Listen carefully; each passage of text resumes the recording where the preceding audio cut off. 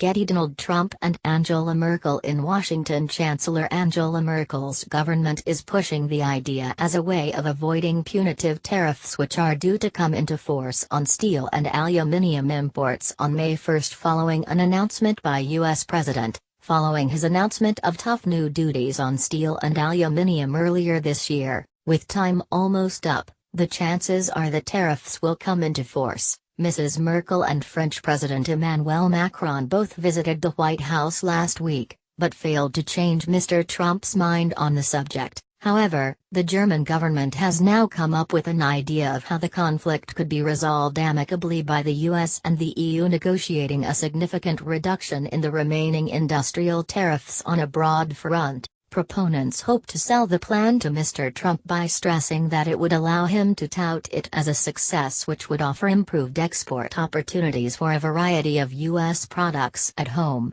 Getty. Trump is threatening to impose tariffs on imports of steel from the EU. Tiplight would be much better than a looming trade war and better than the status quo. Dennis Snower, president of the Kiel World Economy Institute. Despite skepticism from some within the steel and aluminium industries, economists have praised the German government's push unanimously. The proposed tariff agreement would be a stripped-down version of the controversial Transatlantic Free Trade Agreement TIP, or Tiplight, as it is being referred. The ambitious trade agreement was put on hold not long after Mr. Trump officially took office in early 2017. Dennis Snower, president of the Kiel World Economy Institute, said, Tiplight would be much better than a looming trade war and better than the status quo.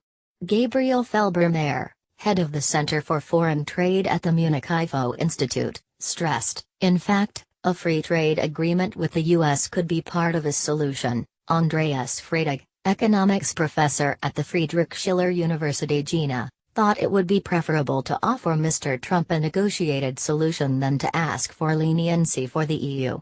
He explained, in that sense, Tiplight would be a real step, especially since tariff reductions in this country would benefit us.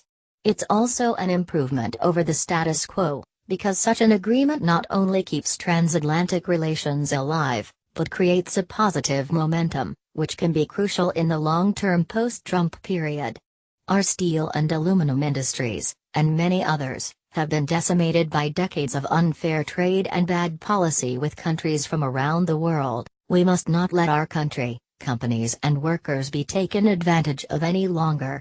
We want free, fair and smart trade. Donald J. Trump, at Real Donald Trump. 1st of March 2018. Michael Huther, director of the Cologne Institute for Economic Research, said, this way Trump's critique is translated into a mutual treaty solution. This is how we come back to rule-based and WTO-compliant procedures.